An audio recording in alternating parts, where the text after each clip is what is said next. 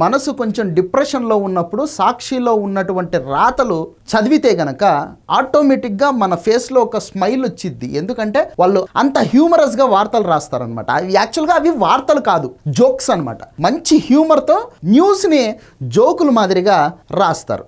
జగన్మోహన్ రెడ్డి గారి స్వర్ణయుగపు పరిపాలన మొత్తం గ్రౌండ్ లెవెల్లో కనపడదు, కానీ సాక్షి పేపర్లో చూడండి, శ్రీరాముడు, నలచక్రవర్తి, ధర్మరాజు ఇట్లాంటి గొప్ప గొప్ప మహారాజులు ఎంతటి సుపరిపాలన అయితే ప్రజలకు అందించారో ఆ రేంజ్ సుపరిపాలనని జగన్మోహన్ రెడ్డి గారు ఇచ్చారు. ఎక్కడ?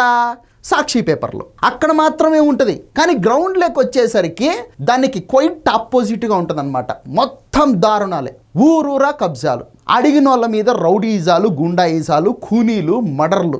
వీటన్నిటినీ జనాలు గమనించి నువ్వు పరిపాలన చేయడానికి పనికిరావు, సర్దుకో అని చెప్పేసి 2024 ఎలక్షన్లలో అధికార పీఠం నుంచి మెడబట్టుకొని గెంటేశారు.